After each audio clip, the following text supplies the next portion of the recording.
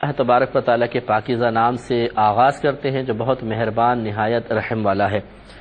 حدیث نمبر 467 چل رہی ہے 467، اور اس پہ ہم نے پروگرام کیے ہیں، چوتھا پروگرام الحمدللہ یہ ہو رہا ہے۔ حضرت عبداللہ ابن عباس رضی اللہ تعالی عنہما بیان کرتے ہیں کہ نبی کریم صلی اللہ علیہ وسلم مرض الموت میں مبتلا تھے، ایک ایسے مرض میں جو پھر آپ کی وفات کا سبب بھی بن گیا، اور آپ نے اپنے سر پہ پٹی باندھی ہوئی تھی۔ آپ مسجد میں تشریف لائے، ممبر پہ جلوہ افروز ہوئے، اور سیدنا صدیق اکبر رضی اللہ تعالی عنہ کی شان میں آپ نے کچھ کلمات ارشاد فرمائے، جو یہ تھے کہ لوگوں میں کوئی ایسا نہیں جس نے ابو بکر بن ابی قحافہ رضی اللہ تعالی عنہ سے زیادہ اپنی جان اور مال کے ساتھ مجھ پر احسان کیا ہو، اور اگر میں لوگوں میں سے کسی کو خلیل بناتا تو ابو بکر کو خلیل بناتا، لیکن اسلام کی دوستی افضل ہے۔ اس مسجد میں کھلنے والے ہر دروازے کو بند کر دو سوائے ابو بکر کے دروازے کے۔ یہ آپ کے لیے ایک اعزاز تھا، لیکن میں ایک عرض کر دوں کہ میرے آقا حضرت مولا علی کرم اللہ وجہہ الکریم، آپ کے لیے بھی نبی کریم صلی اللہ علیہ وسلم نے حضرت ابو بکر صدیق رضی اللہ تعالی عنہ سے پہلے، یہی کہتے ہیں شارحین اور حدیثیں کہتی ہیں،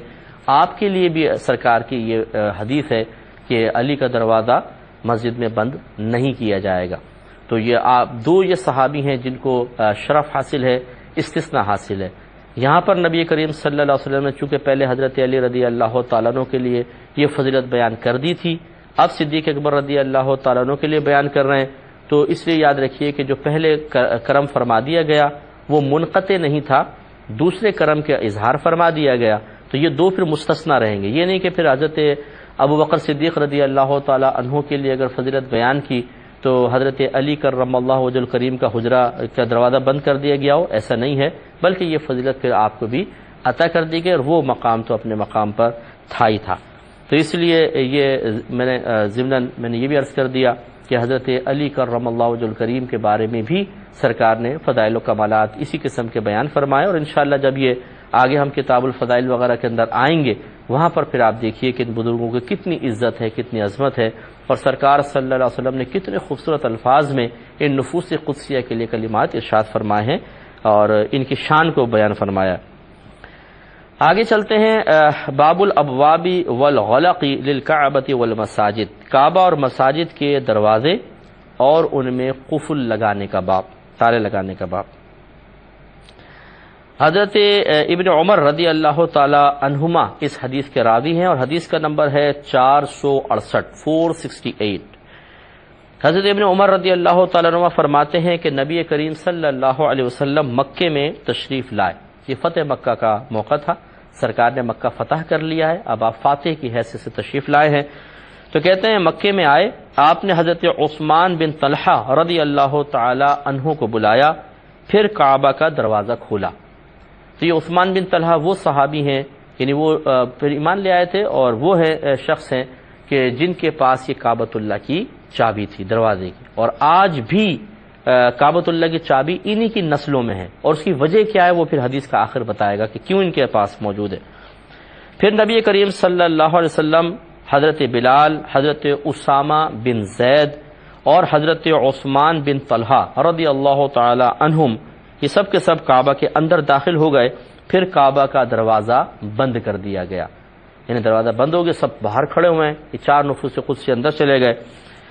پھر نبی کریم صلی اللہ علیہ وسلم کعبۃ اللہ کے اندر کچھ دیر ٹھہرے، اور پھر سب کے سب باہر نکل آئے۔ حضرت ابن عمر رضی اللہ تعالی عنہما فرماتے ہیں کہ میں نے سبقت کی، تیزی کے ساتھ میں آگے بڑھا، اور میں نے حضرت بلال رضی اللہ تعالی عنہ سے پوچھا کہ اندر کیا ہوا تھا، کیا ہوا تھا معاملہ۔ انہوں نے بتایا کہ رحمت کونین صلی اللہ علیہ وسلم نے کعبے کے اندر نماز پڑھی ہے۔ میں نے پوچھا کس جگہ پڑھی تھی، تو انہوں نے بتایا کہ دو ستونوں کے درمیان۔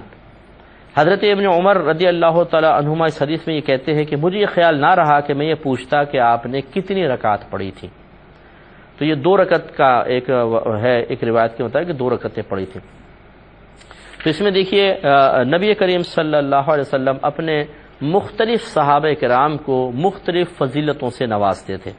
اور یہ ایک لیڈر کا بہترین طرز عمل ہوتا ہے کہ اس کا میلان چند لوگوں کی طرف ہی نہ ہو،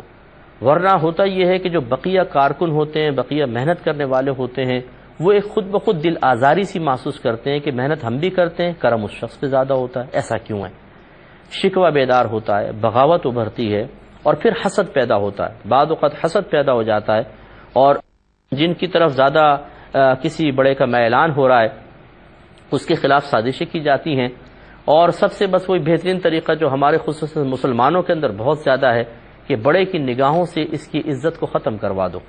تو پھر جھوٹ بولے جاتے ہیں، غلط فہمیاں ڈالی جاتی ہیں، اور پھر بعض اوقات ایسا ہوتا ہے کہ اس میں کامیابی ہو جاتی ہے اور وہ بڑا ان لوگوں کو پیچھے کر دیتا ہے اور ان کو درجہ قرب حاصل ہو جاتا ہے۔ نبی کریم صلی اللہ علیہ وسلم کا اگر طرز عمل دیکھا جائے، صحابہ کرام علیہم رضوان خود فرماتے ہیں کہ جب سرکار ہماری طرف متوجہ ہوتے تھے تو ایسے متوجہ ہوتے تھے کہ ہر شخص یہ سمجھتا تھا کہ سب سے زیادہ سرکار مجھ پہ توجہ فرما رہے ہیں، یعنی یوں نہیں کہ ایک طرف دیکھا تو وہ ادھر ہی دیکھ رہے ہیں، ادھر توجہ ہی نہیں ہے، ادھر کو دیکھ رہے ہیں تو یوں نہیں، بلکہ ہر ایک کو اس طرح دیکھتے تھے سرکار اور توجہ فرماتے تھے، نظر سے نظر ملانا، پھر شفقت فرمانا، تو ہر ایک ایسا لگتا تھا کہ سرکار مجھ پر خصوصی کرم فرما رہے ہیں۔ یہ بہترین طریقہ تھا۔ یوں ہی فضائل کے بیان کا ہے کہ سرکار نے کسی کو کوئی فضیلت بیان فرمائی، کسی کے لیے فضیلت عطا فرمائی، کسی کے لیے کوئی فضیلت بیان کر دی، کسی کے لیے کوئی تعریفی جملے، اور ہر ایک کے بارے میں کچھ نہ کچھ کہ وہ اپنی اس فضیلت کے معاملے میں دوسرے سے اپنے آپ کو ممتاز سمجھنے لگتا تھا، پھر دوسرے کے بارے میں ایسا کچھ کہہ دیا تو وہ اس فضیلت کے سلسلے میں اپنے آپ کو فوق سمجھتا تھا۔ یوں ہر ایک کو سرکار صلی اللہ علیہ وسلم پیارے پیارے کلمات ارشاد فرما کر ایک مزید مقام عزت پر بٹھا کر ان سب کی حوصلہ افزائی فرماتے تھے۔ تو ایسا نہیں ہوتا تھا کہ کسی کی حوصلہ شکنی ہو کہ ان کے لیے تو ایسا کہہ دیا، مجھے نہیں کہا۔ سب کے لیے سرکار نے کہیں نہ کہیں کسی نہ کسی مقام پر بڑے پیارے انداز سے کلمات ارشاد فرمائے۔ تو اب دیکھیے سرکار اندر تشریف لے جا رہے ہیں، بڑے بڑے صحابہ موجود ہیں، لیکن اندر کون گئے؟ حضرت ابن عمر فرماتے ہیں کہ حضرت بلال، اسامہ بن زید، حضرت عثمان بن طلحہ، چوتھے خود سرکار صلی اللہ علیہ وسلم ہیں۔ تو اب یہاں پہ دیکھیں ان کو سرکار نے فضیلت عطا فرما دی اور بڑے بڑے صحابہ باہر کھڑے ہوئے ہیں۔ تو یوں بڑا پیارا سرکار کا طرز عمل تھا جس سے کسی کو بھی اس مجمع کثیر میں اپنی حقارت کا احساس نہیں ہوتا تھا۔ یہی ہونا چاہیے، حتی الامکان کوشش کرنی چاہیے، اور یہی معاملہ یاد رکھیں اپنی، یہ تو چلیں ایک متبعین تھے نا، اپنی اولاد میں بھی ہونا چاہیے۔ رحمت کونین صلی اللہ علیہ وسلم نے اولاد کے بارے میں ارشاد فرمایا کہ اپنی اولاد میں انصاف سے کام لو، عدل سے کام لو، فرمایا حتیٰ کہ بوسہ دینے میں۔ کیا مطلب کہ اگر تم پیار کرتے ہو ایک بچے کو تو دوسرے کو بھی پیار کرو، اگر 4 بچے ہیں ایک کو پیار کر لیا ہے تو پھر 3 کو بلا کے پیار کرو، اس میں انصاف سے کام لو۔ ایسے اگر تم تحفہ دیتے ہو تو پھر سب کو تحفہ دو، ایسا نہیں کہ ایک کو دے رہے ہو باقی سب کو محروم کر رہے ہو، ایک کو بہت ہی قیمتی تحفہ لا کر دے دیا باقی سب کو، ایسا نہیں۔ اور اس میں سرکار نے جب اولاد بیان فرمایا تو لڑکا لڑکی کو برابر کر دیا، یہ نہیں ہے کہ لڑکے پہ زیادہ شفقت لڑکی پہ کم، بلکہ ہم نے بعض روایت ایسی بھی پڑھی ہیں کہ رحمت کونین صلی اللہ علیہ وسلم ارشاد فرماتے ہیں کہ جب تم تحفہ دو تو ابتدا لڑکی سے کرو، بیٹی سے کرو، اور ایک روایت میں فرمایا کہ بیٹی کو بیٹے کے مقابلے میں 2 حصے عطا فرماؤ، یعنی 2 گنا تحفہ دو۔ زندگی کا معاملہ یہ ہے، وراثت کا مسئلہ تو قرآن میں بیان ہوا، وہ الگ بات ہے کہ لڑکے کے 2 حصے ہوتے ہیں، بچی کا 1 حصہ ہوتا ہے۔ سرکار تحفے تحائف کے سلسلے میں جو ارشاد فرما رہے ہیں اس میں بچیوں کو فوقیت دینے کے بارے میں، کیونکہ دل چھوٹا سا ہوتا ہے، نرم و نازک ہوتی ہیں، حساس ہوتی ہیں، جلدی فیل کر جاتی ہیں، جلدی دل ٹوٹ جاتا ہے، اس لیے سرکار نے ان کے اوپر خصوصی توجہ شفقت کے بارے میں ارشاد فرمایا۔ تو لہٰذا اب بہت سارے ایسے ہوتے ہیں جو مجھے سن رہے ہوں گے، شاید وہ بھی غور کریں کہ کسی بیٹے کو بہت زیادہ چومنا، پیار کرنا، کسی کو کم، کسی کو گود میں اٹھا کے نکل لینا، کسی کو چھوڑ دینا۔ اگر آپ نے ایک کو گود میں اٹھایا کسی مسئلت کی بنا پہ تو دوسرے وقت میں دوسرے کو اٹھائیں، اور یہ ظاہر بھی کر دیں کہ بھئی دیکھو میں نے پہلے تو آپ کو اٹھایا تھا، اب میں اس کو اٹھاؤں گا۔ یوں نہیں کہ آپ کو کوئی ایک بچہ بہت اچھا لگتا ہے، اس کا رنگ زیادہ گورا ہے، بہت زیادہ خوبصورت ہے، بہت زیادہ یا فرما برداری چلو کرتا ہے اگر بڑا ہے تو آپ اتنا زیادہ اس کے ساتھ ایک میلان کا رویہ رکھیں کہ باقی سب اس کو محسوس کرنے لگ جائیں، اور اپنے ہی بھائی کے سلسلے میں ان بھائی بہنوں کے دل میں قدورتیں پیدا ہو جائیں۔ یہ جو غیر منصفانہ والدین کا رویہ ہوتا ہے، اس سے گھر کا نظام بہت خراب ہوتا ہے۔ انہیں احساس بھی نہیں ہوتا کہ ہمارے اس رویے کی وجہ سے اولاد کے باطن میں کیا انقلاب پیدا ہو رہا ہے، کیا تبدیلیاں آ رہی ہیں۔ اچھے والدین کا یہ طریقہ کار نہیں ہوتا، انہیں بڑی گہری نظر رکھنی چاہیے کہ ہر بچے کو یکساں محبت اور پیار دیں۔ جس سے ابھی یہاں دیکھیں سرکار نے کسی کو کوئی فضیلت دی، کسی کو کوئی، تو کبھی آپ اگر کسی ایک بچے کے لیے کوئی تعریفی کلمہ کہہ دیتے ہیں تو پھر دوسرے وقت میں دوسرے کے لیے کہہ دیں، تیسرے میں تیسرے کے لیے، چوتھے وقت میں چوتھے کے لیے، تاکہ ہر ایک اس کو پیش کر کے اپنے لیے ایک برتری ثابت کر سکے کہ بھئی دیکھو میرے بارے میں والد صاحب نے یہ کہا، اب یہ کہ تم سب تو نکمے اور ڈوب مرو کم بختو، یہ میرا بچہ بہت اچھا ہے، بھئی ٹھیک ہے اس بچے نے اچھا کیا ہوگا، لیکن جب آپ اسی کے سامنے آپ کہوں گے کہ ڈوب مرو کم بختو بدبختو نکمو، تو پھر اس سے جو نکمے ہیں ان کے اندر، چاہے وہ نکمے ہی ہوں حقیقتاً، لیکن ان کے دل کے اندر ایک نفرت سی پیدا ہو جاتی ہے اور یہ چیز حسد میں مبتلا کرنے کا سبب بن جاتی ہے۔ آپ سورہ یوسف اٹھا کے پڑھیں، حضرت یعقوب علیہ السلام کے 12 بیٹے تھے، جن میں سے 10 بیٹے ایک زوجہ سے تھے اور 2 جو آخری تھے بنیامین اور حضرت یوسف علیہ السلام، یہ دونوں سگے بھائی تھے، یہ ایک زوجہ سے تھے۔ تو چونکہ آپ چھوٹے تھے اور آپ کی والدہ وہ کہتے ہیں کہ بچپن میں ہی انتقال کر گئی تھی ایک روایت کے مطابق، تو حضرت یعقوب علیہ السلام اس لیے ان بچوں پہ زیادہ شفقت کرتے تھے، وہ غیر منصفانہ مسئلہ نہیں تھا کہ چھوٹے ہیں ماں کی شفقت سے محروم ہے تو زیادہ پیار محبت، وہ بچے بڑے تھے باقی، لیکن وہ 10 کے 10 بھائی حسد میں مبتلا ہو گئے۔ اور آپ سورہ یوسف پڑھ کر دیکھیں، بڑی پیاری سورہ ہے، اس میں یہ واقعہ لکھا ہے کہ کس طریقے سے انہوں نے پھر حضرت یوسف علیہ السلام کو حضرت یعقوب علیہ السلام سے عرصہ دراز تک دور رکھا، حتیٰ کہ یعقوب علیہ السلام ان کے غم میں روتے روتے اپنی بینائی سے محروم ہو گئے تھے۔ پھر یوسف علیہ السلام نے اپنی بعد میں بہت عرصے بعد قمیص مبارکہ بھیجی اور وہ آنکھوں پر ڈالی گئی تو بینائی واپس آئی۔ تو خلاصہ کلام یہ ہے کہ یہ قرآن میں بھی واقعہ بیان کیا گیا اور یہ بھی ہمیں ایک درس دے رہا ہے کہ اپنی اولاد کے سلسلے میں بھی اس اعتبار سے بہت احتیاط سے کام لیا جائے کہ اگر ذرا بھی آپ نے غیر منصفانہ طرز اور رویہ اختیار کیا تو کسی کو باغی کر دیں گے، کسی کو دشمن بنا دیں گے، کسی کو آپ حاسد بنا دیں گے، اس لیے غور کرنا چاہیے، یا پھر احساس کمتری میں مبتلا کر دیں گے۔ یہ بھی ہوتا، یہ میرا بچہ بہت اچھا، یہ بہت اچھا پڑھا، یہ سب تھوڑا نکما نکھٹو ہے، تو اب وہ بچے کے دل میں احساس ہوتا ہے میں کمتر ہوں یا افضل ہیں، میں کمتر ہوں یا افضل ہیں، اور اس ٹینشن میں جو اس کی ذہنی صلاحیتیں کام کرنا بھی چاہتی تھیں وہ نہیں کر پاتی ہیں، تو وہ اور پیچھے ہوتا جاتا ہے، اس کی شخصیت دب جاتی ہے، گھٹ جاتی ہے۔ جس کے سامنے تعارف کراتے ہیں انہی الفاظ کے ساتھ، جس کے ساتھ تعارف، بھئی آپ کی اپنی اولاد ہے، کیوں اپنی اولاد کو سب کے سامنے بے عزت کرتے ہیں؟ آپ نے اگر سمجھانا ہے تنہائی میں سمجھائیں۔ بہتر تو یہ ہوتا ہے کہ ایک بچے کو دوسرے کے سامنے بھی نہ ڈانٹیں۔ ہاں اگر آپ یہ سمجھتے ہیں کہ اس کو ڈانٹوں گا یہ بھی سبق حاصل کریں گے تو چلیں اس کی گنجائش نکل سکتی ہے، لیکن سب کے سامنے، مہمانوں کے سامنے، باہر والے لوگوں کے سامنے ایک بچے کو بے عزت کرنا مناسب نہیں ہے۔ آج یہ چھوٹا ہے، کل یہ بڑا بنے گا، جب بڑا ہوگا اس کی شادی ہوگی، ہو سکتا ہے خاندان والے انہی باتوں کو اس کے سامنے بیان کر کے پھر بیچارے کو احساس سے کمتری کا شکار کروائے کہ تم تو نکھٹے نکمے تھے، تمہارا باپ تمہیں برا کہتے کہتے مر گیا، تو وہ اس سے پھر ایک بڑا طبیعت کے اندر بیزاریت سے پیدا ہوتی ہے، ایک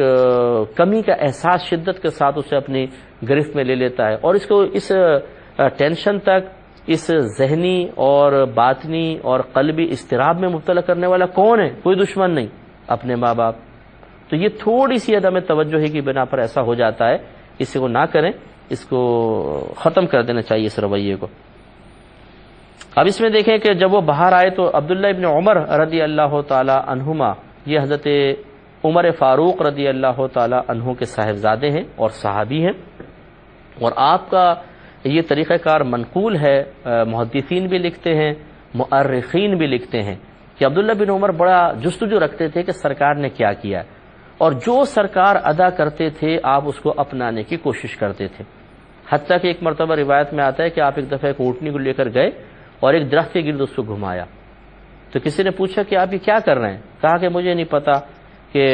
ایک دفعہ میں نے سید عالم صلی اللہ علیہ وسلم کو دیکھا تھا کہ آپ نے اونٹنی اسی طرح درخت کے گرد گھمائی، اب مجھے نہیں معلوم کہ کیوں گھمائی، بس میں تو کسی کی ادا کو ادا کر رہا ہوں، میں سرکار کے وہ میں نے دیکھا تو بس اس کو میں نے اپنا لیا اس چیز کو۔ تو یہ بڑی پیاری بات ہے۔ ایسی ایک روایت میں آتا ہے کہ آپ ایک اونٹنی میں بیٹھ کے جا رہے تھے، ایک درخت کی شاخ کافی اونچی تھی لیکن آپ جھک کر اس کے نیچے سے نکلے، تو کسی نے پوچھا کہ حضور سر تو ٹکرانے کا کوئی امکان نہیں تھا اور آپ نے سر کو نیچے کر لیا۔ فرمایا کہ جب نبی کریم صلی اللہ علیہ وسلم جلوہ افروز تھے، دنیا میں موجود تھے، یہ شاخ بہت نیچے تھی، درخت نیچے تھا، سرکار یہاں سے گزر رہے تھے تو اس کے نیچے سے سر جھکا کے گزرے، اب اگرچہ یہ شاخ اوپر ہو گئی لیکن میں اس ادا کو ادا کر رہا ہوں۔ تو یہ چونکہ بہت زیادہ متبع سنت تھے، سرکار کے ہر طریقے کو اپنانے کی کوشش کرتے تھے، تو یہ پھر کہتے ہیں میں فوراً آگے بڑھا اور میں نے حضرت بلال رضی اللہ تعالیٰ عنہ سے معاملہ پوچھا کہ کہاں نماز ادا کی تھی، کیسے ادا کی تھی وغیرہ۔ تو اس سے معلوم ہوا کہ یہ جستجو ہونی چاہیے۔ اگر ہمارے بڑے ہمارے بزرگ کوئی کام کرتے ہیں تو اسی کام کو اختیار کرنے سے بڑی برکت حاصل ہوتی ہے، کافی فوائد حاصل ہوتے ہیں، اور ان کے کاموں کی جستجو رکھنا یہ صحابہ کرام علیہم الرضوان کا طریقہ اور سنت رہا ہے۔ یہاں عبداللہ بن عمر رضی اللہ تعالیٰ عنہ کا واقعہ ہے۔ آپ کو یاد ہوگا حضرت ابن عباس رضی اللہ تعالیٰ عنہ کا ایک واقعہ تھا۔ آپ نے اپنی خالہ میمونہ رضی اللہ تعالیٰ عنہا سے اجازت لی کہ کیا آپ مجھے اجازت دیتی ہیں کہ میں ایک رات حجرے میں گزار کر نبی کریم صلی اللہ علیہ وسلم کے جو رات کے معمولات ہیں ان کو دیکھ لوں، اور اجازت ملی اور آپ پھر وہاں پر سوئے تھے۔ یہ کافی حدیثیں 3-4 گزر چکی ہیں۔ تو خلاصہ کلام یہ کہ صحابہ کرام کے طریقہ رہا کہ سرکار کے اعمال کی جستجو رکھنا، اور ایسے اعمال جن کی جستجو رکھنے کی اجازت ہوتی ہے۔ یہ نہیں کہ دروازے جھانک کر دیکھ رہے ہیں کیا کر رہے ہیں کیا نہیں، تو معیوب ہے اور غلط چیز ہے۔ جہاں سرکار کی اجازت ہے وہاں پر آپ بالکل کوشش کرتے تھے کہ رحمت کونین صلی اللہ علیہ وسلم کے طریقہ کار کو جانا جائے اور اس کو اپنایا جائے تاکہ برکات حاصل ہوں۔ ہمیں بھی ایسا کرنا چاہیے کہ بزرگوں کے معاملات جانیں اور اس کو اپنائیں۔ اگلی حدیث پر آتے ہیں، باب دخول المشرک المسجد، مشرک کا مسجد میں داخل ہونے کا باب۔ یہ حدیث گزر چکی ہے، اس کا ٹکڑا آپ سنیں گے تو جو ریگولر سننے والے سمجھ جائیں گے۔ حدیث نمبر ہے 469۔ حضرت ابو ہریرہ رضی اللہ تعالی عنہ بیان کرتے ہیں کہ نبی کریم صلی اللہ علیہ وسلم نے گھوڑے سواروں کا ایک دستہ نجد کی طرف بھیجا۔ وہ بنو حنیفہ کہ یہ قبیلہ ہے بنو حنیفہ، اس کے ایک شخص کو گرفتار کر کے لے آئے جس کا نام ثمامہ بن اسال تھا۔ انہوں نے اس کو مسجد کے ستونوں میں سے ایک ستون کے ساتھ باندھ دیا۔ یہ پیچھے روایت گزر گئی ہے۔ پھر سرکار نے 3 دن تک ان کو تقریباً باندھے رکھا اور پھر فرمایا اس کو کھول دو۔ جب کھولا وہ گئے، غسل کر کے واپس آئے اور ایمان قبول کر لیا۔ یہ روایت پیچھے گزر چکی ہے، اس لیے ہم تبصرہ نہیں کرتے ہیں، آگے چلتے ہیں۔ اگلا باب ہے باب رفع الصوت فی المساجد، مساجد میں آواز بلند کرنے کا باب۔ حضرت صائب بن یزید رضی اللہ تعالیٰ عنہ کہتے ہیں کہ میں مسجد میں کھڑا ہوا تھا تو مجھے ایک شخص نے کنکر مارا، یعنی کنکر آ کر لگا تو دیکھا بھائی کون مار رہا ہے کنکر۔ میں نے دیکھا کہ وہ حضرت عمر بن خطاب رضی اللہ تعالی عنہ تھے۔ انہوں نے فرمایا جاؤ ان 2 آدمیوں کو بلا کر لے کر آؤ۔ میں ان دونوں کو لے آیا۔ اب معاملہ یہ تھا کہ وہ دونوں مسجد نبوی میں وہ شخص بلند آواز سے باتیں کر رہے تھے اور کافی بلند ہو گئی تھیں آوازیں۔ تو حضرت عمر فاروق رضی اللہ تعالیٰ عنہ نے حضرت صائب بن یزید رضی اللہ تعالیٰ عنہ کو ہلکی سی کنکری ماری، یہ نہیں کہ پتھر اٹھا کے کوئی سر میں مار دیا، ہلکی سی کنکری ماری، بس وہ انہوں نے دیکھا بھی کون مار رہا ہے تو فرمایا ان 2 کو بلا کے لے کر آؤ۔ جب وہ دونوں آ گئے تو حضرت عمر فاروق رضی اللہ تعالیٰ عنہ نے پوچھا کہ تم کون لوگ ہو، کہاں سے آئے ہو؟ ان دونوں نے کہا کہ ہم طائف کے رہنے والے ہیں، طائف کے علاقے سے آئے، مدنی لوگ نہیں ہیں، طائف سے آئے۔ حضرت عمر فاروق رضی اللہ تعالیٰ عنہ نے فرمایا کہ اگر تم اس شہر کے رہنے والے ہوتے تو میں تم کو دردناک سزا دیتا۔ تم رسول اللہ صلی اللہ علیہ وسلم کی مسجد میں آواز بلند کر رہے تھے۔ یہ ہے بڑی پیاری بات۔ تو یاد رکھیے، پہلی بات تو یہ کہ آپ حاکم اسلام تھے، عمر فاروق رضی اللہ تعالیٰ عنہ۔ تو چلیں اس پہ انشاءاللہ تبصرہ ہم کریں گے، لیکن چونکہ اب وقت کی قلت ہے تو نیکسٹ پروگرام میں انشاءاللہ میں اس پہ پورا تبصرہ کروں گا، اور بہت پیاری اس میں بھی باتیں ہیں۔ اللہ تعالیٰ سے دعا ہے کہ رب کریم ہمیں جو باتیں سنی اس پر عمل پیرا ہونے کی توفیق عطا فرمائے، اور جو باتیں سننے والے ہیں انہیں سننے کی توفیق عطا فرمائے، اور اس کے سننے کے لیے دوسروں کو ترغیب دینے کی بھی توفیق عطا فرمائے۔ آمین۔ وآخر دعوانا ان الحمد